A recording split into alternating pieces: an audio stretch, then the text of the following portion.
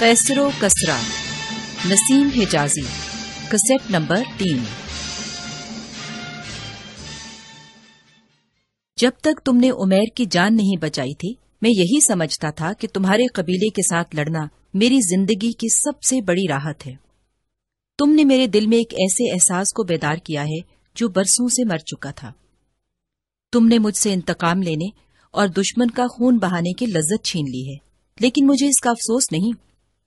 عاصم، تمہیں میری وجہ سے سمیرہ سے منہ پھیر کر بھاگنے کی ضرورت نہیں۔ میں آج اور اسی وقت سمیرہ کو تمہارے حوالے کرنے کے لیے تیار ہوں۔ عاصم کی آنکھوں میں آنسو چھلک رہے تھے، تشکر اور احسان مندی کے آنسو۔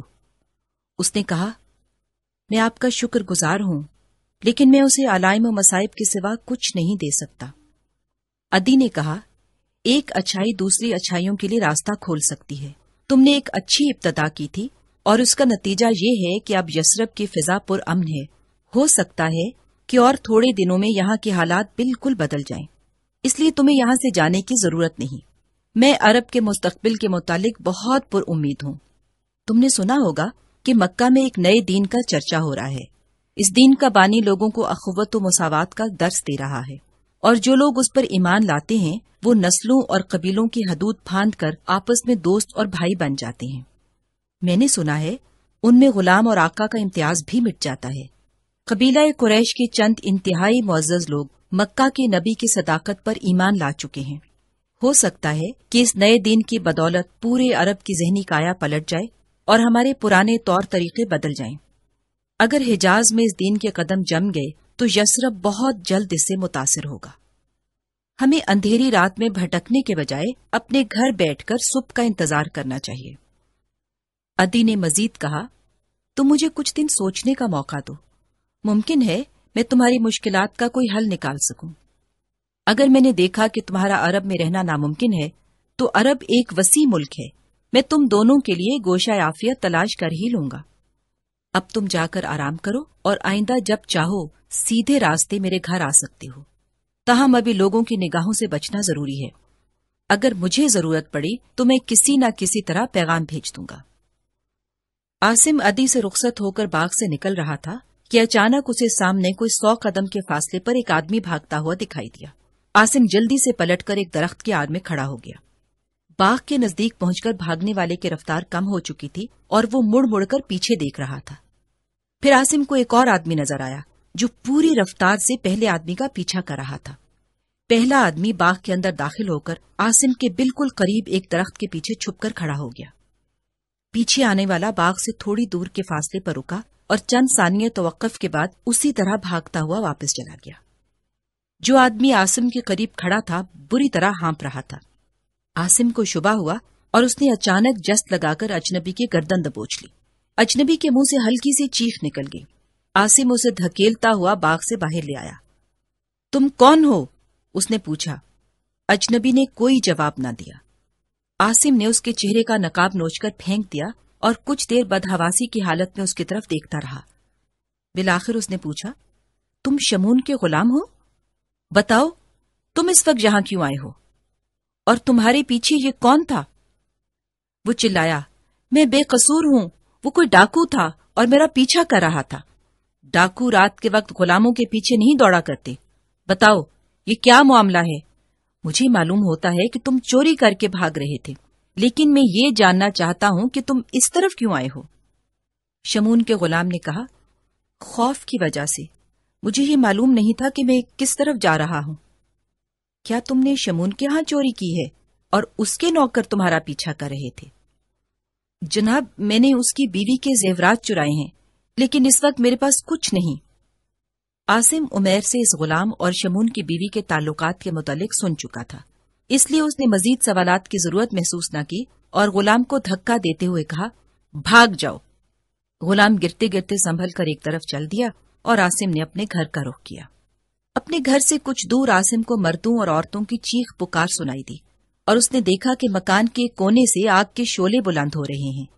وہ چند ثانیے سکتے کے عالم میں وہیں کھڑا رہا اور پھر بڑی تیزی سے بھاگتا ہوا مکان کے صحن میں داخل ہوا۔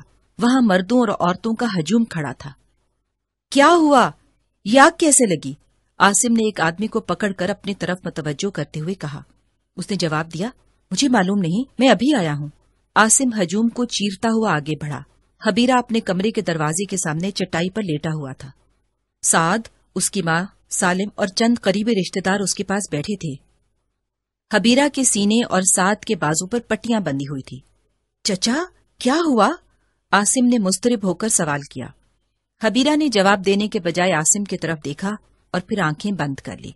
साद और उसकी माँ जो सिसकियां ले रही थीं, आसिम को देखते ही फूट फूट कर रोने लगी। अचानक उसकी निगाह अपने एक नौकर पर पड़ी और उसने चिल्लाकर पूछा, तुम क्यों खामोश हो? मुझे बताते क्यों नहीं कि हमारे घर पर किसने हमला किया है? उसने जवाब दिया, जनाब, हम जानवरों का शोर सुनकर बेदार हुए तो अस्तबल में आग लगी हुई थी। आपके चचा बाहर निकले तो दीवार के ऊपर से तीरों की बौछार आई और ये जख्मी हो गए। इसके बाद साद और सालिम आगे बढ़े। सालिम बच गया, लेकिन साद जख्मी हो गई। फिर हमला आवर जिन्होंने दीवार पर चढ़कर तीर चलाए थे, दूसरी तरफ कूदकर भाग गए। हमने उनका पीछा किया तो हमारे बाग से निकलकर घोड़ों पर सवार हो चुके थे। सिर्फ एक आदमी पैदल था। हमने दूर तक उसका ताक़ुब किया, लेकिन उसकी रफ्तार हमसे तेज थी। इबाद ने हमें हुक्म दिया कि तुम घर जाकर जख्मियों की देखभाल करो, मैं इसका पीछा करता हूँ। चुनाचे हम वापस आ गए। तुम उनमें से किसी को पहचान नहीं सके?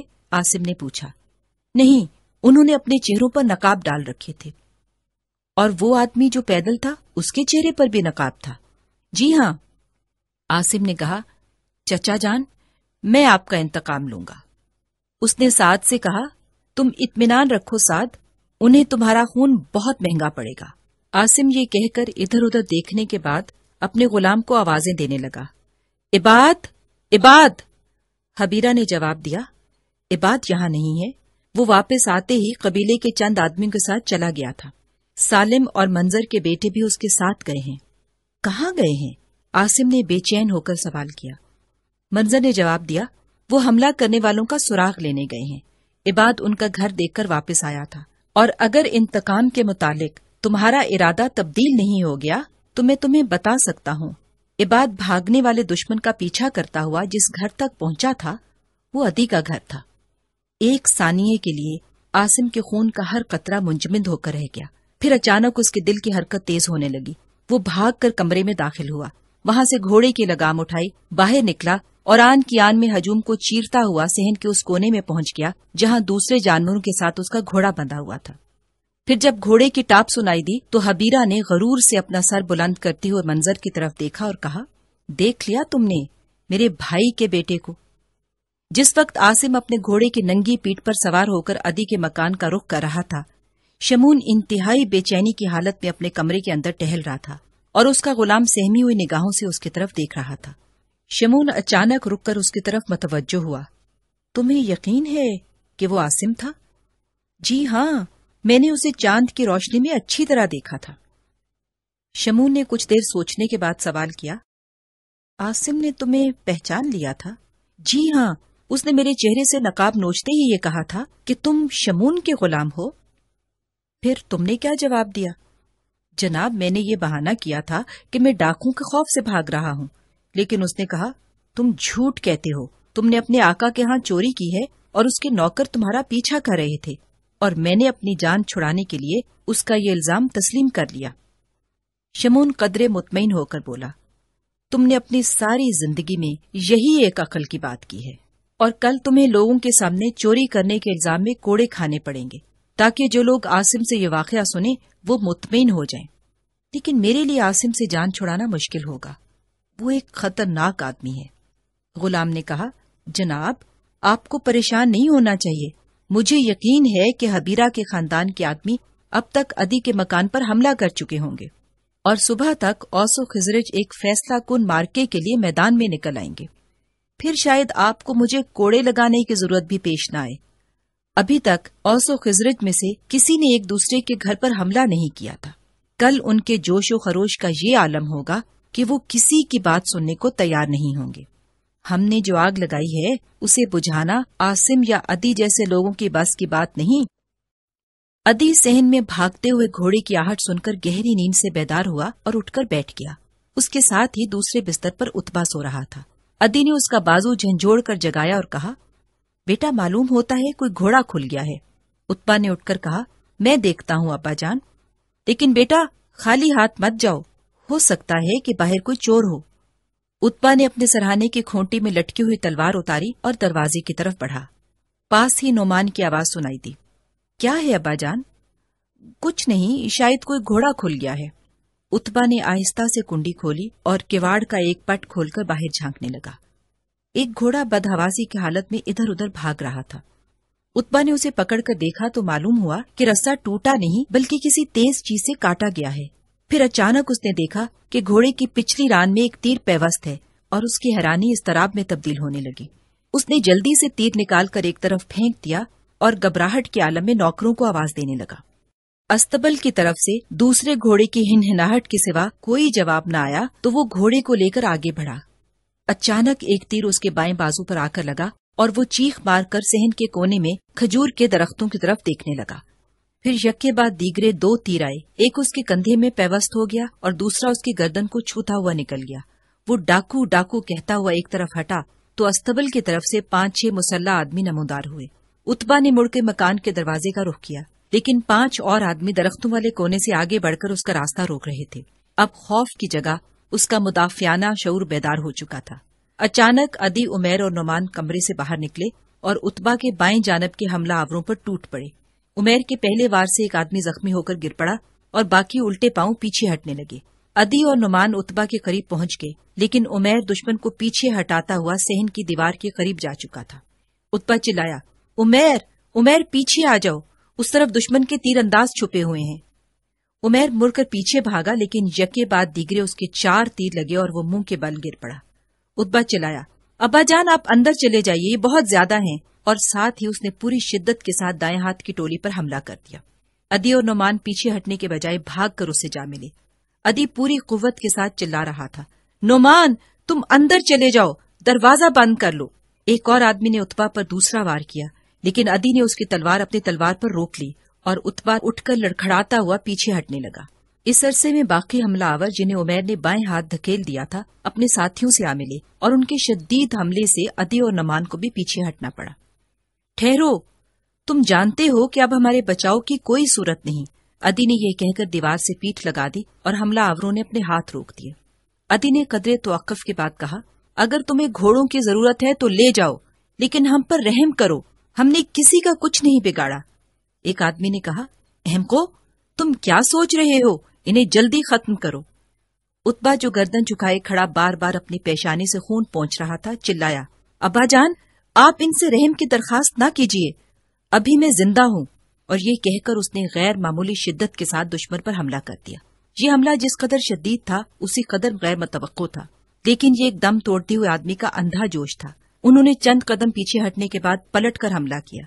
चश्मे जदन में बैक वक्त कई तलवारें उत्बा के जिस्म में उतर गईं और वो जमीन पर ढेर हो गया। अदी और नुमान आगे बढ़े, लेकिन अदी चंद कदम उठाने के बाद मुंह के बल गिर पड़ा और नुमान के पांव जमीन में पैवस्त होकर रह गए। वो झुककर अपने बाप को उठाने की कोशिश करने लगा। चंद कदम दूर उत्बा की लाश ठंडी हो चुकी थी, लेकिन हमला आवर अभी तक बेतहाशा उस पर तलवारें बरसा रहे थे। अचानक कोने के कमरे से निस्वानी चीखें सुनाई दी और उसके साथ ही उत्बा की लाश मसख करने वालों में से एक आदमी चीख मारकर गिर पड़ा। हमलावर शशतर होकर इधर उधर देख रहे थे कि दरीचे से दूसरा तीर आया और एक आदमी और जख्मी होकर जमीन पर आ रहा। समीरा खिड़की से सर निकालकर चिल्लाई, नुमान जल्दी करो, अब्बा जान को अंदर ले आओ। नुमान ने अदी को सहारा देकर उठाया और वो दर्द से कराहता और लड़खड़ाता हुआ उसके साथ चलने लगा। समीरा दरवाजा खोलकर बाहर निकली और ये दोनों अदी को सहारा देकर अंदर ले गए और उसे बिस्तर पर लिटाकर दरवाजा बंद कर दिया। अदी अपनी रही सही कुव्वत बरूए कार लाते हुए चिल्लाया, नुमान अगर तुमने मेरा कहना न माना तो हम मकान के अंदर चूहों की तरह मारे जाएंगे। तुम मगरिब की तरफ से दीवार फांद कर बाहर जा सकते हो। अगर तुम कबीले के लोगों को खबरदार कर सको तो मुमकिन है वो हमारी मदद को पहुंच जाएं। समीरा ने कहा, नुमान जाओ, मैं खिड़की से तीर चलाकर उन्हें अपनी तरफ मतवज्जो रखती हूं। अदी का घर आबादी से बिल्कुल अलग और चारों तरफ से बागों में घिरा हुआ था। नुमान कमरे से बाहर निकलते ही मगरबी दीवार के साथ साथ भागता हुआ खजूर के एक दरख्त के करीब पहुंचा तो यके बाद दीगरे 2 सनसनाते हुए तीर उसके करीब से गुजर गए और साथ ही हमला करने वालों की चीख पुकार सुनाई देने लगी, उसे पकड़ो, मारो, रोको, वो दूसरी तरफ भागने की कोशिश कर रहा है। नुमान ने इंतहाई फुर्ती से खजूर पर चढ़कर एक पांव दीवार पर रखा और किसी तवक्कुफ के बगैर बाहर छलांग लगा दी। चंद सानिये बाद एक आदमी अपने साथियों को समझा रहा था, अब तुम क्या सोच रहे हो? उनका एक आदमी दीवार फांदकर बाहर निकल गया है। अगर उसका लड़का भाग गया है तो अब इस कमरे में अदी की लाश और एक लड़की के सिवा और कुछ नहीं। और ये कितने शर्म की बात है कि हम उसके तीरों के खौफ से भेड़ों की तरह भाग रहे हैं। अगर हिम्मत है तो मेरे साथ आओ। वो दरख्तों के साए से निकलकर भागते हुए दरवाजे की तरफ बढ़े। समीरा के तीर से एक आदमी जख्मी हुआ, लेकिन बाकी उसकी जद से निकलकर दरवाजे के सामने पहुंच गए। बाहर से आवाज आई, अदी, तुम आग में जलने से पहले अपने बेटों की लाशें नहीं देखोगे? अदी ने कहा, मैं तुम्हें आग लगाने से नहीं रोक सकता, लेकिन याद रखो इस आग के शोले मेरे घर तक महदूद नहीं रहेंगे। औस और खिजरज ने हमेशा मर्दों की तरह एक दूसरे को मैदान में ललकारा है। बुजदिलों और चोरों की तरह रात के वक्त किसी के घर पर हमला नहीं किया। मजलूम ना बनो। अदी, क्या तुमने रात के वक्त हमारा घर जलाने की कोशिश नहीं की? मैं लात, मन्नात, हिबल और अज़ा की कसम खाता हूं। मैं इब्राहिम के खुदा की कसम खाता हूं कि मैंने किसी के घर को आग नहीं लगाई। तुम कौन हो? मैं सालिम हूं, हबीरा का बेटा। अब तुम हमारे हाथ से नहीं बच सकते। कुछ देर बाहर से कोई जवाब न आया।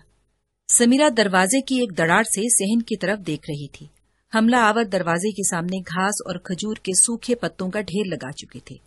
एक आदमी जिसके हाथ में घास की मिशल थी आगे बढ़ा, लेकिन दूसरे ने जल्दी से आगे बढ़कर उसका बाजू पकड़ते हुए कहा, ठहरो, मुझे इससे बात कर लेने दो।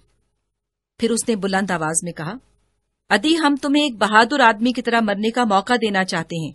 हमें आग लगाने पर मजबूर न करो। अगर तुम बाहर निकल आए तो हम तुम्हारी लड़की को कुछ नहीं कहेंगे, लेकिन अगर उसने दरवाजा खोलने पर तीर चलाने की कोशिश की तो उसका अंजाम तुम्हारे बेटों के अंजाम से ज्यादा इबरतनाक होगा। अदी ने कहा, ठहरो, मैं बाहर आ रहा हूं। समीरा उसे चिमटकर चिल्लाई, नहीं नहीं अब्बा जान, आप इस तरह मेरी जान नहीं बचा सकते। अदी ने अपनी सारी कुव्वत बरूए कार लाते हुए उसे एक तरफ धकेल दिया और कुंडी खोलकर बाहर आ गया। उसका लिबास खून से लिथड़ा हुआ था। हमला आवर एक निस्फ दायरे में उसकी तरफ बढ़े। उनकी तलवारें आग की रोशनी में चमक रही थीं। अदी दरवाजे के करीब दीवार से पीठ लगाकर खड़ा हो गया। हमला आवर अब किसी बेताबी का मुजाहिरा करने के बजाय इंतहाई इत्मीनान से तलवारें बुलंद किए आगे बढ़ रहे थे। अचानक समीरा हाथ में तलवार लिए कमरे से बाहर निकली और पलक झपकते ही अपने बाप और हमलावरों के दरमियान आकर खड़ी हो गई। अदी चिल्लाया, समीरा, तुम अंदर चली जाओ। समीरा, समीरा! उसकी आवाज हमलावरों की चीखों और कहकहों में गुम होकर रह गई और वो निढाल होकर गिर पड़ा।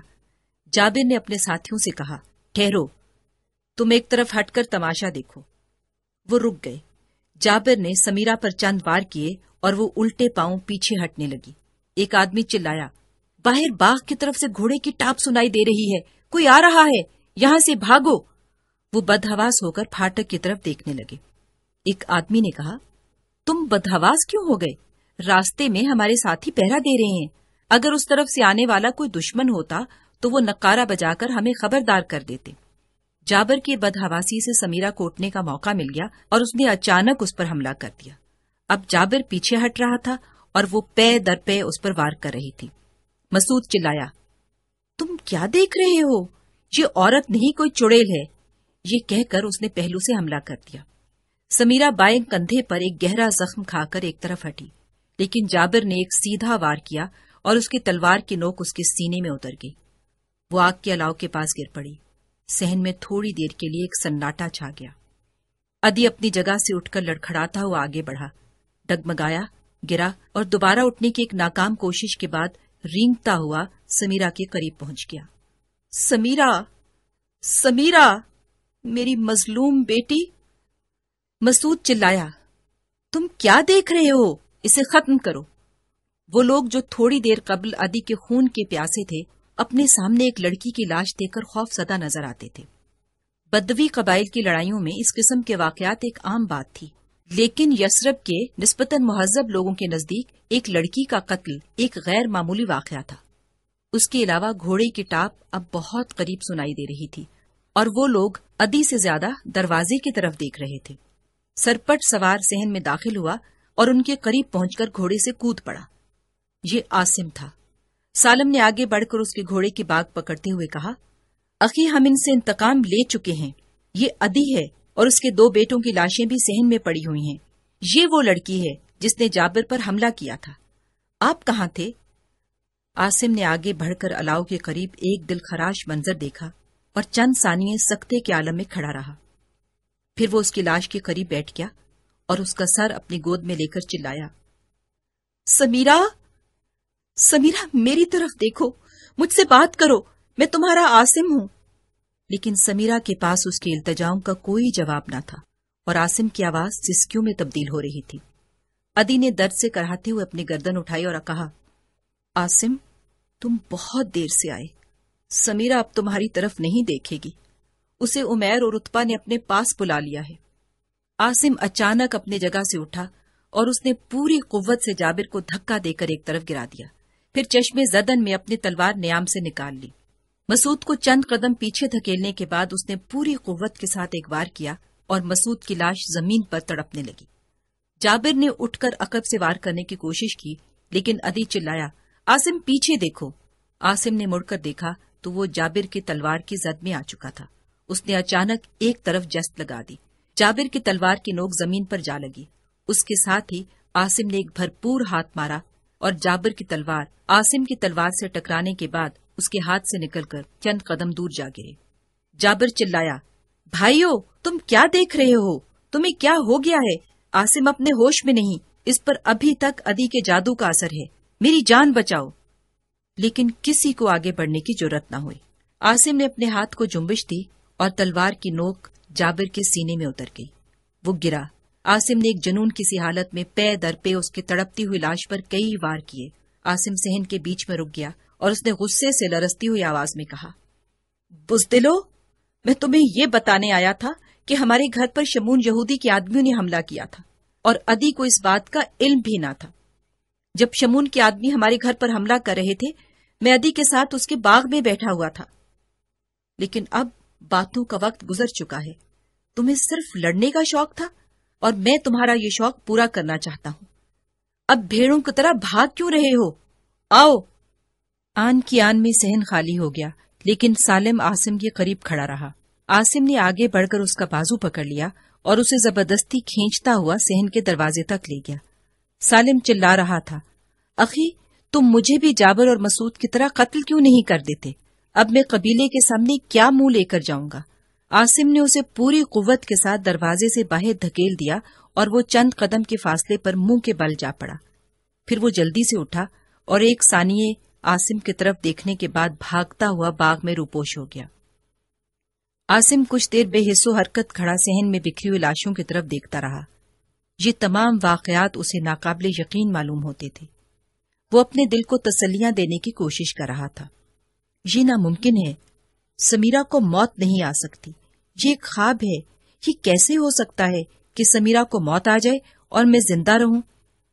अचानक उसने एक झुरझुरी ली और आहिस्ता आहिस्ता कदम उठाता हुआ समीरा की लाश की तरफ बढ़ा।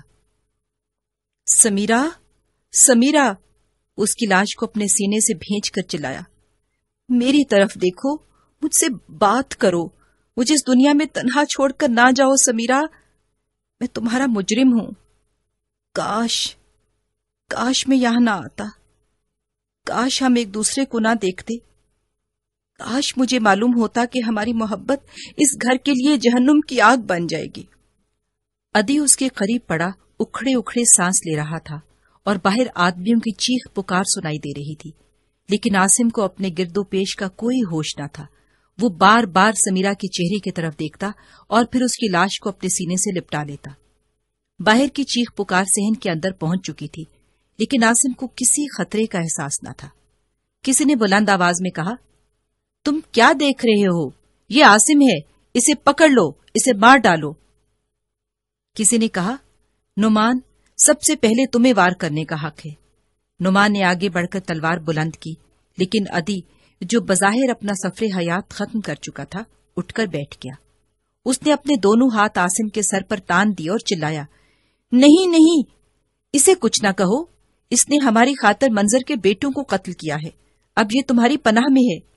نعمان، میری آخری خواہش یہ ہے کہ تم عاصم کو اپنا دوست سمجھو۔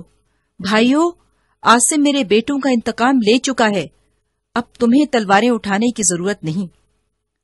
عدی نے یہاں تک کہہ کر ایک جھرجھری لی اور ایک طرف گر پڑا۔ عاصم صحن میں اس جگہ جہاں وہ کچھ دیر قبل سمیرہ کی لاش کو سینے سے لگائے بیٹھا تھا رکا، اپنی تلوار اٹھا کر نیامے کی اور ادھر ادھر دیکھنے کے بعد صحن کے اس کونے کی طرف بڑھا جہاں اس کا گھوڑا کھڑا تھا۔ نعمان نے اچانک بھاگ کر اس کا ہاتھ پکڑ لیا اور کہا، آپ کہاں جا رہے ہیں؟ عاصم نے بے اختیار اسے گلے لگا لیا اور اپنی سسکیاں ضبط کرتے ہوئے جواب دیا، مجھے معلوم نہیں۔ ایک نوجوان نے عاصم کے گھوڑے کی باگ پکڑ کر اس کے ہاتھ میں دیتے ہوئے کہا، اگر تمہیں ہماری پناہ میں یہاں رہنا پسند نہیں تو فوراً یثرب سے کہیں دور نکل جاؤ، ورنہ اب تمہارے قبیلے کے لوگ تمہیں زندہ نہیں چھوڑیں گے۔ میں یثرب کو چھوڑ رہا ہوں۔ امیدوں کے وہ چراغ جن کی روشنی میں اس نے اپنی زندگی کی ایک نئی منزل دیکھی تھی بجھ چکے تھے۔ سمیرہ کی موت اس کے نزدیک مستقبل کے تمام حوصلوں، ولولوں اور امیدوں کی شکست تھی۔ ماضی کی روایات سے منحرف ہو کر جو الگ راستہ اس نے اپنے لیے تلاش کیا تھا ایک تاریک غار کے کنارے ختم ہو چکا تھا، اور اب اس کی حالت اس مسافر کی سی تھی جسے بددلی اور مایوسی نے ہر راستے اور ہر منزل سے بے نیاز کر دیا۔ تاہم زندگی کے ہر ولولے سے محروم ہونے کے باوجود اسے اپنے قبیلے کے ہاتھوں مرنا پسند نہ تھا۔ یثرب اب اس کے نزدیک ایک ایسا ظلمت کدہ تھا جہاں کسی روشنی کا تصور کرنا بھی ایک طرح کی خود فریبی تھی، اور شام کا رخ کرتے ہوئے عاصم کو صرف یہ تسکین تھی کہ وہ اس ظلمت کدے سے دور جا رہا ہے۔ لیکن کاش اسے یہ معلوم ہوتا کہ صرف چند منزل پیچھے جبل فاران کی چوٹیوں پر آفتاب رسالت نمودار ہو چکا ہے، جس کے ضیاء پاشیوں سے یثرب کے در و دیوار منور ہونے والے ہیں۔ وہ جس وطن کے مستقبل سے مایوس ہو کر جا رہا ہے اس پر ارض و سما کی تمام نعمتوں کی بارش ہونے والی ہے۔ وہ زمین جو اس کے لیے تنگ ہو چکی ہے اطراف عالم میں امن و سکون کی جویاؤں کا مرکز بننے والی ہے۔ جہاں اس نے شر کا غلبہ دیکھا ہے وہاں نیکی کا بول بالا ہوگا، جہاں اس نے بربریت، وحشت اور انتقام کے انگارے دیکھے ہیں وہاں محبت کے پھول کھلیں گے۔ عاصم نے پیغمبر اسلام کے متعلق ابھی تک صرف اس قسم کی باتیں سنی تھیں کہ مکہ کی زمین اس پر تنگ ہو چکی ہے، قریش اسے اپنا دشمن خیال کرتے ہیں، اس کے راستے میں کانٹے بچھائے جاتے ہیں، اور اس پر ایمان لانے والے مٹھی بھر انسانوں کو مکہ کی گلیوں اور بازاروں میں زد و کوب کیا جاتا ہے۔ قریش ایک زبردست قوت کے مالک ہیں، اور مکہ میں کسی ایسے دین کی کامیابی بعید از قیاس ہے جس کی تعلیم ان کے مروجہ عقائد کی نفی کرتی ہو۔ قیصر و کسریٰ، اس کے ساتھ ہی کسیٹ کی سائیڈیں اپنے اختتام کو پہنچی۔ بقیہ کے لیے کسیٹ کی سائیڈ تبدیل کر لیں۔ شکریہ۔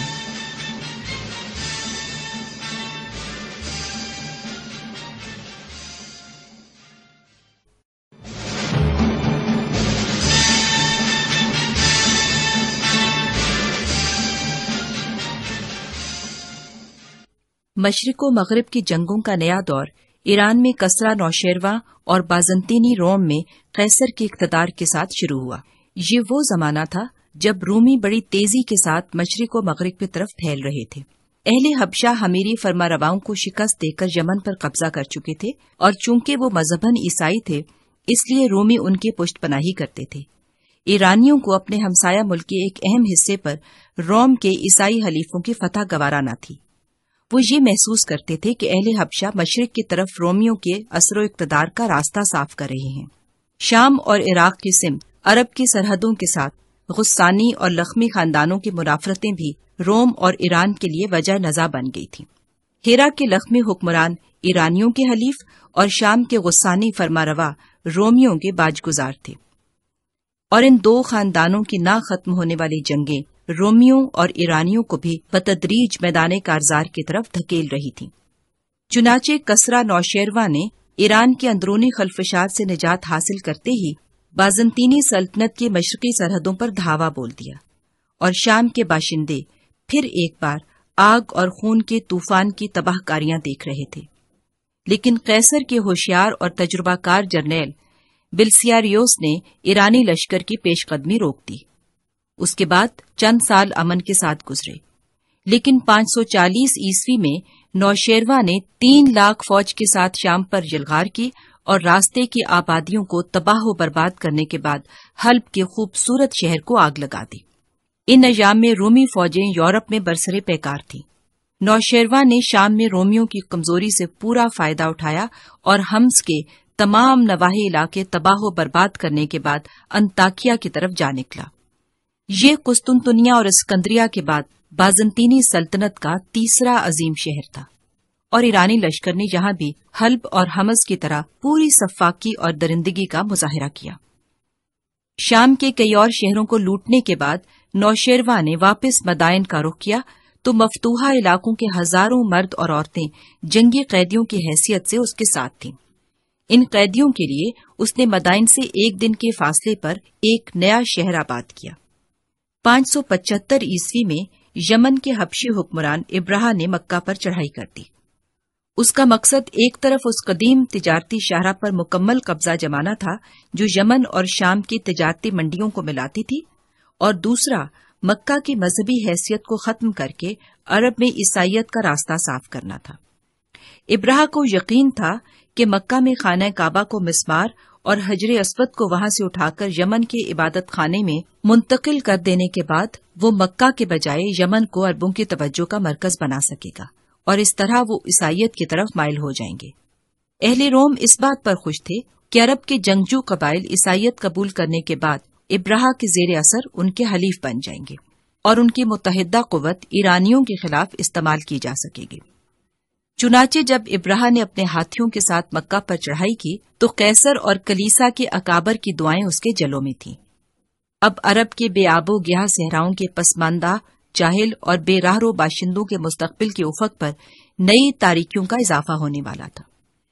کسی بیرونی تسلط سے آزادی ان کی آخری نعمت تھی، اور اب یہ نعمت بھی ان سے چھننے والی تھی۔ ابرہہ ایک ایسی فوج کا سپہ سالار تھا جس کا ہر سپاہی فتح کی یقین سے سرشار تھا۔ اس کے سامنے وہ میدان تھے جو دشمن کے صفوں سے خالی تھے۔ وہ ایک ایسی بستی کو تاخت و تاراج کرنے جا رہا تھا جس میں نہ فصیلیں تھیں نہ قلعے۔ لیکن اہل مکہ کی تمام کمزوریوں اور بدعمالیوں کے باوجود احکم الحاکمین کو ابرہہ کے ہاتھوں اس گھر کی تباہی منظور نہ تھی جس کی بنیاد خلیل اللہ نے رکھی تھی۔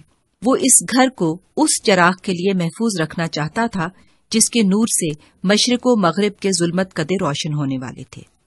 مغربی مورخ یہ تسلیم کرتے ہیں کہ ابرہہ نے ہاتھیوں کے لشکر سے مکہ پر چڑھائی کی تھی۔ وہ یہ بھی جانتے ہیں کہ وہاں اس کا مد مقابل کوئی نہ تھا۔ وہ اس واقعہ کو بھی نہیں جھٹلاتے کہ اسے عبرت ناک شکست ہوئی تھی، لیکن یہ بات ان کی سمجھ میں نہیں آ سکی کہ ابرہہ کے ہاتھی ابابیلوں کے خدائی لشکر کے سامنے عاجز آ گئے تھے۔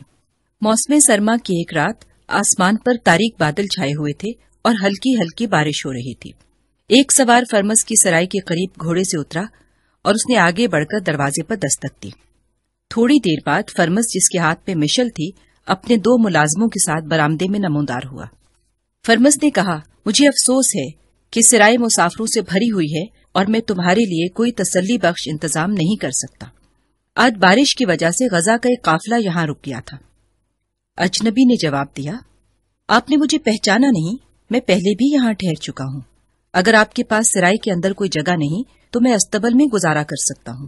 اگر کھانا نہ ہو تو بھوکا بھی رہ سکتا ہوں، لیکن میرے گھوڑے کے لیے آپ کو جو کے ایک توبڑے اور گھاس کے گٹھے کا انتظام ضرور کرنا پڑے گا۔ سرائی کے مالک نے آگے بڑھ کر مشل اونچی کی اور غور سے اجنبی کی طرف دیکھ کر چلایا، عاصم بھائی، مجھے معاف کرنا، اس وقت میرا خیال کہیں اور تھا۔ تمہارے لیے میں تمام سرائی خالی کرا سکتا ہوں۔ میں کسی اور کا منتظر تھا، فرمس نے کہا، اور ان کے لیے میں نے کھانا بھی تیار کروا رکھا ہے۔ اب وہ نہیں آئے تو خدا نے تمہیں بھیج دیا ہے۔ عاصم فرمس کے ساتھ چل دیا اور تھوڑی دیر بعد وہ بلائی منزل کے اس کشادہ کمرے میں داخل ہوا جہاں عاصم نے چند ماہ قبل ایک رات قیام کیا تھا۔ عاصم نے کہا، آپ کو میرے متعلق اس قدر پریشان نہیں ہونا چاہیے، میں زمین پر سونے کا عادی ہوں۔ آج مجھے صرف بارش سے بچنے کے لیے چھت کی ضرورت ہے۔ فرمس نے جواب دیا، لیکن پچھلے پہر خراٹے سن کر تم یہ محسوس کرو گے کہ چھت گر رہی ہے۔ انتونیا کہا کرتی تھی کہ میرے خراٹوں سے بیک وقت 5 آوازیں نکلتی ہے۔ عاصم نے پوچھا، اب وہ یہاں نہیں ہے؟ نہیں، وہ پچھلے ہفتے اپنی ماں کے ساتھ سکندریہ چلی گئی. اگر دمشق کی طرف ایرانیوں کی پیش قدمی رک گئی تو وہ واپس آ جائے گی، ورنہ شاید مجھے بھی یہاں سے بھاگنا پڑے. عاصم نے کہا، میں نے راستے میں اس قسم کی افواہیں سنی تھی کہ ایرانیوں کی پیش قدمی کے باعث یروشلم اور شام کے دوسرے شہروں کے لوگ سکندریہ اور قسطنطنیہ کا رخ کر رہے ہیں. فرمس نے جواب دیا، یہ افواہیں نہیں. انطاکیہ پر ایرانیوں کے قبضے کے بعد رومی امراء نے اپنے بال بچوں کو شام کے دوسرے شہروں سے نکالنا شروع کر دیا تھا. پھر جب ایرانیوں نے مزید پیش قدمی کی تو شام کے خوشحال لوگ بھی اپنے گھر بار چھوڑ کر بھاگنے لگے، اور اب تو یہ حال ہے کہ عوام کے قافلے بھی سکندریہ اور مصر کے دوسرے شہروں کا رخ کر رہے ہیں. عاصم نے پوچھا، آپ جن مہمانوں کا انتظار کر رہے تھے وہ کون ہیں؟ فرمس نے کہا، مجھے صرف اتنا معلوم ہے کہ 2 انتہائی معزز خواتین کو دمشق پہنچنے کے لیے میری مدد کی ضرورت ہے. تم پتیوس کو جانتے ہو؟ پچھلی مرتبہ میری سرائے میں اس سے تمہاری ملاقات ہوئی تھی. اس نے مجھے یہ پیغام بھیجا تھا کہ وہ رات کے وقت یہاں قیام کریں گے، پھر مجھے ان کو دمشق تک پہنچانے کا بندوبست کرنا ہوگا. اب میں نیچے جا کر کچھ دیر اور ان کا انتظار کرنا چاہتا ہوں. ملازم تمہارے لیے کھانا اور کپڑوں کا جوڑا لے آئے گا. عاصم کھانا کھانے کے بعد آگ کے سامنے بیٹھا اپنے کپڑے سکھا رہا تھا. فرمس دوبارہ کمرے میں داخل ہوا اور اس نے قریب بیٹھتے ہوئے کہا، اب اگر تمہیں نیند نہ آ گئی تو ہم اطمینان سے باتیں کر سکتے ہیں. عاصم نے جواب دیا، آپ سے باتیں کرتے ہوئے مجھے نیند یا تھکاوٹ محسوس نہیں ہوگی. عاصم، میرے ان گنت سوالوں کا جواب تمہارے چہرے پر لکھا ہوا ہے، لیکن پھر بھی میں تمہاری زبان سے تمہاری کہانی سننا چاہتا ہوں. میں تھوڑی دیر کے لیے کمرے سے باہر اس لیے نکل گیا تھا کہ تم اطمینان سے کھانا کھا سکو اور میرے سوالات تمہیں پریشان نہ کریں. میزبان کے آداب مجھے تم سے ایسی باتیں پوچھنے سے منع کرتے ہیں جن کا جواب دینا ایک مہمان کے لیے تکلیف دہ ہو، لیکن میں تمہارا دوست ہوں اور یہ پوچھے بغیر نہیں رہ سکتا کہ تم کن حالات میں گھر سے نکلے ہو، تمہاری منزل مقصود کہاں ہے اور میں تمہاری کیا مدد کر سکتا ہوں. عاصم کچھ دیر سر جھکائے سوچتا رہا. بالآخر اس نے فرمس کی طرف دیکھا اور کہا، آپ یہ سمجھ لیجئے کہ میرے وطن کی زمین میرے لیے تنگ ہو چکی ہے اور میں اپنے مقدر کی تاریکیوں سے پیچھا چھڑانے کے لیے بھاگ رہا ہوں. فرمس نے پوچھا، کیا لڑائی میں تمہارے دشمن غالب آ گئے تھے؟ میں نے جس وطن کو چھوڑا ہے وہاں میرا کوئی دوست یا دشمن نہیں تھا. میرا گناہ یہ ہے کہ میں محبت اور انتقام کی لذت سے محروم ہو چکا ہوں، اور آپ کے پاس اس لیے آیا ہوں کہ اس محرومی کے باوجود زندہ رہنا چاہتا ہوں. تو مجھے اپنی سرگزشت سنا سکتے ہو؟ وطن سے نکلنے کے بعد یہ پہلا انسان تھا جو عاصم کو اپنے دل کا بوجھ ہلکا کرنے کی دعوت دے رہا تھا. اب اسے اپنی نیند یا تھکاوٹ کا کوئی احساس نہ تھا. اس نے احسان مندی کی نظر سے فرمس کی طرف دیکھا اور کسی توقف کے بغیر اپنی کہانی سنانا شروع کر دی. اس کی کہانی سننے کے بعد فرمس نے کہا، عاصم، تم بہت بڑا صدمہ اٹھا چکے ہو، لیکن تم کمزور یا بے بس نہیں ہو. تم نے کوئی جرم، کوئی غلطی یا کوئی گناہ نہیں کیا، صرف اپنے لیے ایک نیا راستہ تلاش کیا ہے. اگر تمہارے پاؤں زخمی ہو گئے ہیں تو اس کا یہ مطلب تو نہیں تھا کہ وہ راستہ غلط تھا. مجھے اس بات پر فخر ہے کہ ایک اولو العزم انسان میرے پاس آیا ہے، اور میں تمہیں یہ سمجھانے کی کوشش کروں گا کہ تم پامال شدہ گزرگاہوں پر چلنے کے لیے پیدا نہیں ہوئے. تم عام انسانوں سے مختلف ہو. اب آرام سے سو جاؤ. جب تمہاری تھکاوٹ دور ہو جائے گی تو ہم اطمینان سے باتیں کریں گے. ممکن ہے میں تمہارے لیے کوئی ایسا مشغلہ سوچ سکوں جو تمہاری طبیعت کے موافق ہو. فرمس عاصم کے کاندھے پر تھپکی دے کر اٹھا اور کمرے سے باہر نکل گیا. عاصم گہری نیند سو رہا تھا. فرمس اور اس کا نوکر ایک معمر عورت اور ایک دوشیزہ کے ساتھ کمرے میں داخل ہوئے. فرمس نے رومی زبان میں کہا، مجھے دوپہر کے وقت پتیوس کا پیغام مل گیا تھا، لیکن یہ توقع نہ تھی کہ آپ اس موسم میں یروشلم سے نکلنا پسند کریں گے. میں ابھی آپ کا کمرہ خالی کرا دیتا ہوں. عورت نے، جس کی شکل و صورت اس کے عالی نصب ہونے کی گواہی دیتی تھی، کہا، یہاں کسی غیر معتمد آدمی کو ہماری آمد کا علم نہیں ہونا چاہیے. یہ کون ہے؟ یہ ایک مصیبت زدہ انسان ہے. میں اسے جانتا ہوں اور آپ اس پر اعتماد کر سکتی ہیں. یہ کہہ کر فرمس نے عاصم کو جگانے کی کوشش کی، لیکن اس نے آنکھیں کھولنے کے بجائے کچھ بڑبڑا کر کروٹ بدل لی. عمر رسیدہ عورت نے کہا، ٹھہرو، اسے جگانے کی ضرورت نہیں. ہم بہت جلد یہاں سے نکل جانا چاہتے ہیں. خدا کرے بارش تھم جائے. فرمس نے کہا، آپ بہت پریشان ہیں. معلوم ہوتا ہے آپ کسی مصیبت میں گرفتار ہیں. پتیوس نے تمہیں کچھ نہیں بتایا؟ انہوں نے مجھے صرف یہ پیغام بھیجا تھا کہ یروشلم سے 2 معزز خواتین رات کے وقت یہاں پہنچیں گی اور مجھے ان کی ہر ممکن مدد کرنی چاہیے۔ میں آپ کو یہ بتانا چاہتا ہوں کہ پتیوس کا معمولی سا اشارہ بھی میرے لیے حکم کا درجہ رکھتا ہے اور آپ مجھ پر اعتماد کر سکتی ہیں، لیکن میں حیران ہوں کہ انہوں نے رات کے وقت آپ کو تنہا کیسے بھیج دیا؟ رسیدہ عورت نے جواب دیا، اس نے اپنے 2 سپاہی ہمارے ساتھ روانہ کیے تھے اور وہ ہمیں تمہاری سرائی کے باہر چھوڑ کر واپس چلے گئے ہیں۔ وہ یہ نہیں چاہتے تھے کہ انہیں یہاں کوئی ہمارے ساتھ دیکھ لے۔ صبح ہوتے ہی یروشلم میں ہماری تلاش شروع ہو جائے گی۔ ان ظالموں نے ہمارے ایک نوکر کو ہلاک کر دیا ہے اور دوسرے کو گرفتار کر کے لے گئے ہیں۔ وہ ان سے یہ کہلوانا چاہتے تھے کہ میں اور میری بیٹی یروشلم میں ایرانیوں کی جاسوسی کر رہی ہیں۔ یروشلم کے حاکم کو تو ہم پر دست درازی کی جرأت نہیں ہوئی، لیکن اس کا اشارہ پا کر بعض راہبوں نے عوام کو ہمارے خلاف بہت مشتعل کر دیا ہے، اور مجھے ڈر تھا کہ اگر ایرانی لشکر دمشق پر قبضہ کرنے کے بعد یروشلم کی طرف بڑھا تو وہ ہماری بوٹیاں نوچ ڈالیں گے۔ یروشلم کا حاکم اس بات پر تلا ہوا تھا کہ ہم وہاں سے زندہ بچ کر نہ نکل سکیں۔ فرمس نے پوچھا، وہ آپ کا دشمن کیوں تھا؟ وہ میرے والد کے ماتحت ایک نہایت معمولی افسر کی حیثیت سے کام کر چکا ہے، اور اسے وہ زمانہ نہیں بھولا جب میں نے اس کے منہ پر تمانچے لگائے تھے۔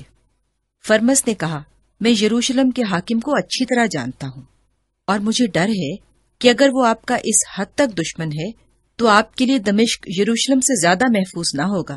ایرانیوں کی جاسوسی کا الزام آپ کے لیے ہر جگہ خطرناک ہے۔ عورت نے تل ملا کر کہا، تم میرے والد کو نہیں جانتے۔ اگر میں دمشق پہنچ جاؤں تو یروشلم کے حاکم کے لیے اپنی جان بچانا مشکل ہو جائے گا۔ میرے والد دمشق میں ہیں، مجھے بہر صورت وہاں پہنچتا ہے۔ تم ہمارے لیے کسی قابل اعتماد ساتھی کا بندوبست کرو۔ صبح تک اگر بارش نہ تھمی تو بھی ہم روانہ ہو جائیں گے۔ مجھے ڈر ہے کہ اگر انہیں ہمارا پتہ چل گیا تو وہ ہمارا تعاقب ضرور کریں گے۔ فرمس نے کہا، آپ اطمینان رکھیے، میرے آدمی سرائی کے باہر پہرا دیں گے۔ اگر کوئی اس طرف آیا تو وہ مجھے قبل از وقت اطلاع کریں گے، اور میں آپ کو اسی سرائی کے اندر ایک ایسے تہہ خانے میں چھپا دوں گا جس کا میرے ایک نوکر کے سوا کسی کو علم نہیں، اور سفر میں بھی شاید ایک اچھا ساتھی آپ کے ساتھ کر سکوں۔ کیا وہ آپ کا کوئی ملازم ہے؟ کہاں ہے وہ؟ فرمس نے عاصم کے بستر کی طرف اشارہ کرتے ہوئے کہا، یہ ہے وہ۔ اگر یہ دمشق جانے پر رضامند ہو گیا تو آپ کو اس سے بہتر ساتھی نہیں مل سکتا۔ یہ یروشلم کا باشندہ ہے؟ نہیں، یہ عرب سے آیا ہے۔ عرب سے؟ نوجوان لڑکی نے چونک کر کہا، آپ ایک عرب پر اعتماد کر سکتے ہیں؟ ہاں، میں اس شخص پر اعتماد کرنے میں بالکل حق بجانب ہوں جو کسی نیک مقصد کے لیے قربانی دے چکا ہو۔ لڑکی کی ماں نے کہا، ایک عرب کسی نیک مقصد کے لیے قربانی دے گا؟ جی ہاں، قدرت نے نیکی کے سارے دروازے کسی قوم کے لیے بند نہیں کیے۔ لڑکی نے کہا، میں نے پہلی بار سنا ہے کہ ایک عرب بھی کوئی نیکی کر سکتا ہے۔ میں آپ کی تسلی کے لیے صرف اتنا کہہ سکتا ہوں کہ اگر آپ کی جگہ میری اپنی بیٹی ہوتی تو میں اس کے لیے بھی اس نوجوان سے بہتر محافظ تلاش نہ کر سکتا۔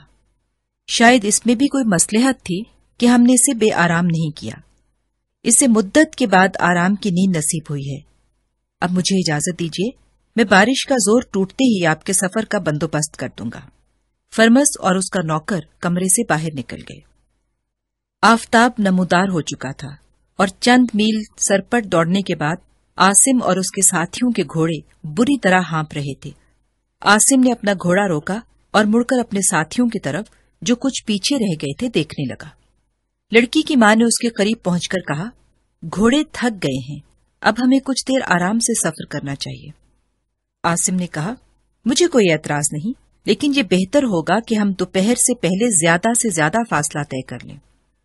لڑکی نے پوچھا، آپ کو یقین ہے کہ یہ راستہ دمشق کی طرف جاتا ہے؟ یہ پہلا موقع تھا کہ وہ عاصم سے تم کے بجائے آپ کہہ کر مخاطب ہو رہی تھی، اور یہ بھی پہلا موقع تھا کہ عاصم دن کی روشنی میں انسانی حسن و جمال کے اس پیکرے مجسم کو دیکھ رہا تھا۔ اس کی عمر 14 یا 15 سال سے زیادہ نہ تھی، تاہم شباب کی تمام رعنائیاں اس کے چہرے پر رقص کر رہی تھیں۔ اس نے جواب دیا، جی ہاں، میں اس راستے پر پہلے بھی سفر کر چکا ہوں۔ ایک ساتھ کے بعد یہ لوگ ایک سرسبز وادی میں داخل ہوئے جہاں ایک چھوٹی سی ندی بہہ رہی تھی۔ گندم اور جو کے لہلاتے کھیتوں میں کہیں کہیں زیتون کے درخت کھڑے تھے۔ سامنے تھوڑی دور کسی بستی یا قصبے کے آثار دکھائی دے رہے تھے۔ عاصم نے سڑک سے اتر کر ندی کے کنارے گھوڑا روکا اور اسے پانی پلاتے ہوئے اپنے ساتھیوں کی طرف متوجہ ہو کر کہا، میرے خیال میں ہمیں اس بستی کے بجائے یہیں کسی جگہ تھوڑی دیر آرام کر لینا چاہیے۔ آپ اپنے گھوڑوں کو پانی پلا لیں، اس کے بعد ہم کوئی موزوں جگہ تلاش کریں گے۔ وہ کچھ دیر ندی کے کنارے چلتے رہے۔ ایک چھوٹا سا ٹیلا عبور کرنے کے بعد عاصم نے ادھر ادھر دیکھا اور کہا، میرے خیال میں یہ جگہ زیادہ محفوظ ہے، کم از کم ہمیں سڑک کی طرف سے کوئی نہیں دیکھ سکے گا۔ لڑکی اور اس کی ماں زمین پر بیٹھ گئیں اور عاصم نے تینوں گھوڑے زیتون کے درختوں سے باندھ دیے۔ پھر اپنے خرجین سے ایک گٹری جس میں کھانا بندھا ہوا تھا نکالی اور اسے اپنے ساتھیوں کے آگے رکھ کر کھولتے ہوئے کہا، آپ تھکاوٹ سے زیادہ بھوک محسوس کر رہی ہوں گی۔ دیکھیے ہمارے میزبان نے کس قدر تکلف سے کام لیا ہے، یہ کھانا ہمارے پورے سفر کے لیے کافی ہوگا۔ لڑکی نے کہا، کیا آپ کے خیال میں ہمیں اگلی منزلوں پہ بھی اسی باسی کھانے پر اکتفا کرنا پڑے گا؟ عاصم نے جواب دیا، ہاں، اگر تازہ کھانا نہ ملا تو۔ لڑکی کچھ کہنا چاہتی تھی لیکن بھوک کی شدت اس کی قوت گویائی پر غالب آ گئی۔ پھر گوشت کے چند ٹکڑے اور روٹی کے چند نوالے کھانے کے بعد اس نے قدرے تازہ دم ہوتے ہوئے کہا، دیکھیے میں آپ کی غلط فہمی دور کرنا چاہتی ہوں۔ ہمارے لیے یروشلم ٹھہرنا اس لیے خطرناک تھا کہ شہر کا حاکم در پردہ ہمارا دشمن تھا اور اس کے جاسوسوں نے بعض افواہیں پھیلا کر عوام کو ہمارے خلاف کر دیا تھا۔ لیکن یروشلم سے باہر ہمیں کوئی خطرہ نہیں، گورنر کے آدمی ہمارا تعاقب کرنے کی جرات نہیں کریں گے۔ آپ میرے نانا کو نہیں جانتے، ورنہ آپ کو ہمارے متعلق اس قدر پریشانی نہ ہوتی۔ میرے نانا کا نام تھیوڈوسیس ہے اور آپ میرے باپ کے متعلق بھی نہیں جانتے۔ اماں جان، آپ انہیں بتائیے کہ میرا باپ کون ہے، پھر انہیں یقین آ جائے گا کہ ہمیں کوئی خطرہ نہیں اور ہم دمشق تک اطمینان سے سفر کر سکتے ہیں۔ فسطینہ کی ماں اور عاصم اضطراب و پریشانی کی حالت میں اس کی طرف دیکھ رہے تھے اور تھوڑی ہی دیر میں فسطینہ آنکھیں بند کیے گہری نیند میں بڑبڑا رہی تھی۔ عاصم نے کہا، آپ بھی تھوڑی دیر آرام کر لیجیے۔ فسطینہ کی ماں نے زمین پر لیٹتے ہی آنکھیں بند کر لی اور تھوڑی دیر بعد وہ اپنی بیٹی کی طرح گہری نیند سو رہی تھی۔ عاصم دیر تک فسطینہ کی طرف دیکھتا رہا۔ اس کا حسین چہرہ اسے بیک وقت معصوم، شوخ اور مغرور دکھائی دیتا تھا۔ اسے گزشتہ چند گھنٹوں کے تمام واقعات ایک خواب معلوم ہوتے تھے۔ عاصم نے کرب کی حالت میں آنکھیں بند کر لی اور اپنے دل میں کہا، قدرت کی بے رحم قوتوں، اب تو مجھ سے مذاق نہیں کر سکتی۔ اب میں نئے سپنے نہیں دیکھوں گا۔ اب مجھے کسی خواب کی تعبیر پریشان نہیں کرے گی۔ اب پھولوں کی جستجو مجھے انگاروں میں ہاتھ ڈالنے پر آمادہ نہیں کرے گی۔ تم میرے خالی ہاتھوں سے کچھ نہیں چھین سکو گے۔ دمشق پہنچنے کے بعد مجھے ان لوگوں سے کوئی سروکار نہ ہوگا، وہاں سے ہمارے راستے مختلف ہو جائیں گے۔ غروب آفتاب تک عاصم اور اس کے ساتھی چند کوس اور سفر کر چکے تھے۔ شام کے وقت سڑک کے قریب انہیں ایک چھوٹی سی بستی دکھائی دی۔ عاصم نے اپنے ساتھیوں سے کہا، ہمارے لیے سڑک کے قریب بستی میں ٹھہرنا مناسب نہیں، اس لیے ہم یہاں سے گھوڑوں کو پانی پلاتے ہی روانہ ہو جائیں گے اور کچھ دور آگے کسی موزوں جگہ قیام کریں گے۔ عاصم اور اس کے ساتھیوں نے دوبارہ سڑک پر پہنچتے ہی اپنے گھوڑوں کی رفتار تیز کر دی۔ تھوڑی دیر بعد یہ سڑک ایک ایسے وسیع میدان سے گزر رہی تھی جہاں انسانی آبادی کے کوئی آثار دکھائی نہ دیتے تھے۔ آسمان صاف تھا اور فضا میں 10ویں رات کے چاند کی روشنی پھیلی ہوئی تھی۔ سڑک کے دونوں کناروں پر ریت کے ٹیلوں کے درمیان کہیں کہیں چھوٹی چھوٹی جھاڑیاں دکھائی دیتی تھی۔ کچھ دیر سرپٹ دوڑنے کے بعد ان کے تھکے ہوئے گھوڑے معمولی رفتار سے چل رہے تھے۔ اچانک عاصم نے اپنے گھوڑے کی باگ کھینچ لی اور مڑ کر پیچھے دیکھنے لگا۔ فسطینہ اور اس کی ماں نے بھی پریشان ہو کر اپنے گھوڑے روک لیے۔ فسطینہ نے مضطرب ہو کر پوچھا، کیوں؟ کیا بات ہے؟ عاصم نے ہاتھ سے اشارہ کیا اور اسے اپنا سوال دہرانے کی جرات نہ ہوئی۔ چند ثانیے یہ تینوں دم بخود کھڑے رہے۔ پھر عاصم نے کہا، کوئی آ رہا ہے، مجھے گھوڑوں کی ٹاپوں کی آواز سنائی دے رہی ہے۔ یہ ضروری نہیں کہ وہ ہمارا پیچھا کر رہے ہوں، تاہم ہمیں راستے سے ایک طرف ہٹ کر ان کے گزر جانے کا انتظار کرنا چاہیے۔ آئیے۔ پھر عاصم نے اپنے گھوڑے کو دائیں طرف موڑ کر ایڑ لگا دی اور فسطینہ اور اس کی ماں کچھ کہے بغیر اس کے پیچھے چل پڑی۔ کچھ دیر بعد وہ ریت کے ایک ٹیلے کی آڑ میں کھڑے تھے اور فسطینہ سہمی ہوئی آواز میں کہہ رہی تھی، مجھے یقین ہے کہ وہ گورنر کے آدمی ہے، آپ وعدہ کریں کہ اگر وہ ہمیں گرفتار کر کے یروشلم لے گئے تو آپ ان سے بچ کر دمشق پہنچنے کی کوشش کریں گے اور میرے نانا کو خبردار کر دیں گے۔ عاصم نے جواب دیا، وہ اس وقت ہمیں سڑک سے نہیں دیکھ سکتے، لیکن اگر وہ اس طرف آ بھی جائیں تو بھی آپ کو خوفزدہ نہیں ہونا چاہیے۔ یہ 4 سوار آپ کو گرفتار نہیں کر سکتے۔ میرا ترکش تیروں سے بھرا ہوا ہے۔ فسطینہ نے کہا، آپ کو یہ کیسے معلوم ہوا کہ وہ صرف 4 ہیں؟ عاصم نے جواب دیا، میرے لیے گھوڑوں کی ٹاپوں کی آواز سننے کے بعد ان کی تعداد کا اندازہ لگانا مشکل نہیں۔ میں 1 ارب ہوں، لیکن آپ اطمینان رکھیے، وہ اس طرف نہیں آئیں گے۔ اگر پچھلی بستی کے لوگوں نے ان کی رہنمائی کی ہے تو وہ اگلی بستی میں داخل ہونے سے پہلے کسی جگہ نہیں رکیں گے۔ عاصم کے یہ الفاظ فسطینہ اور اس کی ماں کی تسلی کے لیے کافی نہ تھے۔ وہ پریشانی اور اضطراب کی حالت میں کچھ دیر اور عاصم کے پیچھے چلتی رہیں۔ بالآخر عاصم نے ریت کے چند بلند ٹیلوں کے درمیان رکتے ہوئے کہا، میرے خیال میں یہ جگہ موزوں ہے۔ وہ گھوڑوں سے اتر پڑے۔ عاصم نے گھوڑوں کو جھاڑیوں سے باندھ دیا، پھر اس نے ادھر ادھر سے کچھ سوکھی لکڑیاں اور گھاس کے تنکے جمع کیے اور اپنی خرجین سے چکماک نکال کر آگ جلانے میں مصروف ہو گیا۔ یہاں آگ جلانا خطرناک تو نہیں ہوگا؟ نہیں، اس نے اطمینان سے جواب دیا، ہم سڑک سے خاصی دور ہیں اور اس سردی میں آگ کے بغیر رات گزارنا بہت مشکل ہوگا۔ آپ الاؤ کے قریب آ جائیں۔ عاصم نے خرجین سے ایک اونی چادر نکال کر زمین پر بچھاتے ہوئے کہا، آپ یہاں بیٹھ جائیں، میں کچھ اور ایندھن جمع کر لوں۔ تھوڑی دیر بعد وہ الاؤ کے گرد بیٹھے دوپہر کا بچا ہوا کھانا کھا رہے تھے۔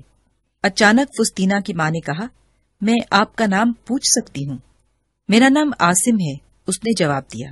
وہ قدرے توقف کے بعد بولی، یہ ہماری خوش قسمتی تھی کہ آپ سرائی میں موجود تھے اور ہمیں دمشق پہنچانے کا خطرہ مول لینے کو تیار ہو گئے۔ عاصم نے جواب دیا، جہاں تک میری ذات کا تعلق ہے میں دمشق جانے میں کوئی خطرہ محسوس نہیں کرتا۔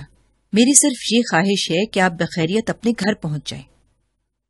میں کبھی اس احسان کا بدلہ نہیں چکا سکوں گی۔ عاصم نے جواب دیا، میں نے اپنی خوشی سے یہ ذمہ داری قبول کی تھی۔ فسطینہ نے پوچھا، اگر وہ سوار ہم پر حملہ کر دیتے تو آپ کیا کرتے؟ عاصم مسکرایا، مجھے معلوم نہیں، لیکن میرا خیال ہے کہ میرے ترکش کے چند تیر یقیناً کم ہو جاتے۔ فسطینہ نے کہا، آپ ہماری خاطر اپنی زندگی خطرے میں ڈالنا قبول کر لیتے؟ عاصم نے جواب دیا، آپ کو میرے متعلق یہ غلط فہمی نہیں ہونی چاہیے کہ مجھے زندگی سے کوئی دلچسپی ہے۔ فسطینہ کی ماں نے غور سے عاصم کی طرف دیکھا اور اسے اپنے شبہات پر ندامت محسوس ہونے لگی۔ آپ نے ہم سے یہ نہیں پوچھا کہ ہم کون ہیں اور کس مصیبت میں مبتلا ہیں۔ عاصم نے جواب دیا، مجھے پوچھنے کی ضرورت نہیں، میں ایک مصیبت زدہ انسان کا چہرہ پہچان سکتا ہوں۔ تاہم اگر آپ مجھے اپنے حالات بتا سکیں تو میری بہت سی الجھنیں دور ہو جائیں گی، لیکن اگر کوئی ایسی بات ہے جسے ظاہر کرنا مناسب خیال نہیں کرتی تو میں اصرار نہیں کروں گا۔ فسطینہ کی ماں نے کہا، اب بھی اگر میں آپ پر اعتماد نہ کروں تو یہ احسان فراموشی ہوگی۔ سنیے، میرا نام یوسیبا ہے اور فسطینہ میری بیٹی ہے۔ میں ایک یونانی خاندان سے تعلق رکھتی ہوں۔ میرا دادا فوج میں بھرتی ہو کر قسطنطنیہ سے دمشق آ گیا تھا۔ اپنی ذہانت اور کارگزاری کے بدولت وہ دمشق کی فوج کا سالار اعلیٰ بن گیا اور ایک شامی خاندان کی لڑکی سے شادی کرنے کے بعد مستقل طور پر وہیں آباد ہو گیا۔ جب میں 15 برس کی تھی تو میرے والد تھیوڈوسیوس ایران کی سرحد کے قریب ایک قلعے کے محافظ تھے۔ میری ماں فوت ہو چکی تھی اور وہ مجھے اپنے پاس لے آئے تھے۔ اپنے باقی خاندان کے متعلق مجھے صرف یہ معلوم تھا کہ میری پیدائش سے قبل جب ایرانیوں نے حملہ کیا تھا تو میرے والد کے 2 بھائی انطاکیہ کی حفاظت کرتے ہوئے مارے گئے تھے اور میرے دادا اور دادی اس حادثہ سے 2 سال قبل وفات پا چکے تھے۔ ایک لڑکی کے لیے سرحد کا یہ دور افتادہ قلعہ قطن موزوں نہ تھا، لیکن اب میرے والد کی زندگی کی سب سے بڑی خواہش یہی تھی کہ میں ہمیشہ ان کے پاس رہوں۔ وہ فرصت کے لمحات میں مجھے سواری اور تیر اندازی سکھایا کرتے تھے اور اس بات کی ہر ممکن کوشش کرتے تھے کہ مجھے تنہائی کا احساس نہ ہو۔ پھر مجھے اپنے والد کے ساتھ رہتے ہوئے کوئی 4 مہینے گزرے تھے کہ ایران سے انقلاب کی خبریں آنے لگی۔ پھر ایک رات پچھلے پہر میں گہری نیند سو رہی تھی کہ میرے والد نے مجھے جگایا اور کہا، بیٹی، اگر تم ایران کے شہنشاہ کو دیکھنا چاہتی ہو تو اپنا لباس تبدیل کر کے باہر آ جاؤ۔ میرے لیے یہ بات ناقابل یقین تھی، لیکن چند سوال کرنے کے بعد مجھے معلوم ہوا کہ ایران کی سلطنت پر وہاں کے سپہ سالار بہرام نے قبضہ کر لیا ہے اور خسرو پرویز مدائن سے فرار ہو کر یہاں پہنچنے والا ہے۔ میرے والد ایران میں خانہ جنگی کی خبریں سن کر بہت خوش ہوا کرتے تھے، لیکن خسرو پرویز کو اس قلعے میں پناہ دینے کا مسئلہ بہت نازک تھا۔ انہیں معلوم نہ تھا کہ قیصر کے دربار سے اس کے لیے دوستی کا پیغام آئے گا یا وہ اس کی گردن اڑا دینے کا حکم بھیجیں گے۔ بہرحال وہ ایک شہنشاہ تھا اور میرے والد ایرانیوں سے نفرت کے باوجود اس کا استقبال کرنے کے لیے مجبور تھے۔ مجھے ایرانیوں کے تصور سے خوف آتا تھا، لیکن ایک شہنشاہ کو دیکھنے کی خواہش میرے خوف پر غالب آ گئی۔ میں اپنا بہترین لباس پہن کر باہر نکلی تو صبح ہو رہی تھی اور قلعے کے دروازے پر تمام افسر اور سپاہی قطار بنا کر کھڑے تھے۔ یہاں اس نوجوان سے میری پہلی ملاقات ہوئی جو میرا رفیق حیات بننے والا تھا۔ وہ بیش قیمت لباس پہنے ہوا تھا اور اس کا چہرہ اس کی عالی نسب ہونے کی گواہی دے رہا تھا۔ اس نوجوان کا نام سین تھا اور اس سے میری دلچسپی کی پہلی وجہ یہ تھی کہ وہ انتہائی بے تکلفی سے ہماری زبان میں گفتگو کر سکتا تھا۔ خسرو پرویز اور اس کے ساتھیوں نے ہمارے قلعے میں صرف ایک روز قیام کیا اور اگلے دن چند کوس دور ایک شہر کے حاکم کے پاس چلے گئے اور قسطنطنیہ سے قیصر کا پیغام آنے تک انہیں وہیں ٹھہرنا پڑا۔ اس عرصے میں سین ایک مرتبہ سیر و شکار کے بہانے ہمارے پاس آیا اور 3 دن اس قلعے میں مہمان رہا۔ اس کے دوران قیام میں یہ محسوس کرنے لگی کہ ایرانیوں سے میری نفرت بتدریج کم ہو رہی ہے۔ وہ آتش پرست تھا، لیکن اس کی باتوں سے ظاہر ہوتا تھا کہ وہ عیسائیوں سے نفرت نہیں کرتا۔ سین کے قیام کے آخری دن میں شام کے قریب گھوڑے پر سیر کر کے واپس آ رہی تھی کہ وہ قلعے سے کچھ دور ٹہلتا ہوا دکھائی دیا۔ اس نے میری طرف دیکھ کر ہاتھ سے اشارہ کیا اور میں بادلے ناخواستہ رک گئی۔ اس نے گھوڑے کی باگ پکڑتے ہوئے کہا، میں کل صبح ہوتے ہی یہاں سے روانہ ہو جاؤں گا اور پھر شاید مدت تک آپ کو نہ دیکھ سکوں۔ چند دن تک قیصر کا حکم پہنچ جائے گا، اگر انہوں نے ہماری مدد کی تو ہم مدائن پر حملہ کر دیں گے۔ میں نے گھبرا کر کہا، جائیے، میرا یہاں آپ سے باتیں کرنا ٹھیک نہیں۔ اس نے کہا، آپ کو مجھ سے خوف آتا ہے؟ میں نے جواب دیا، نہیں، اگر آپ ایران کے بادشاہ ہوتے تو بھی مجھے آپ سے خوف نہ آتا۔ اس نے کہا، اگر میں ایران کا بادشاہ ہوتا تو اپنا تاج اتار کر تمہارے قدموں میں ڈال دیتا۔ میں کچھ دیر سکتے کے عالم میں اس کی طرف دیکھتی رہی، پھر میں نے اچانک اس کے ہاتھ سے باگ چھین لی اور گھوڑے کو چابک رسید کر دیا۔ تھوڑی دیر بعد میں اپنے کمرے میں داخل ہوئی تو میرا دل دھڑک رہا تھا اور ٹانگیں لڑکھڑا رہی تھیں۔ بہرام کو شکست دینے اور خسرو پرویز کو تخت پر بٹھانے کے بعد جب میرے والد واپس آئے تو میں بھی شہر سے قلعے میں آ گئی۔ رات کے وقت میں ان کے ساتھ کھانا کھا رہی تھی اور وہ مجھے مدائن کے حالات بتا رہے تھے۔ اچانک میں نے سین کے متعلق پوچھا اور وہ میری طرف غور سے دیکھنے لگے۔ پھر انہوں نے کہا، بیٹی سین چند دن تک یہاں آ رہا ہے۔ وہ یہاں کیوں آ رہا ہے؟ میں نے پریشان ہو کر سوال کیا۔ انہوں نے کہا، بیٹی سین نے تم سے شادی کا پیام دیا ہے اور ہماری فوج کے سپہ سالار نے اس کی سفارش کی ہے۔ وہ یہ کہتا تھا کہ خسرو پرویز نے ذاتی طور پر مجھ سے درخواست کی ہے کہ میں اس مسئلے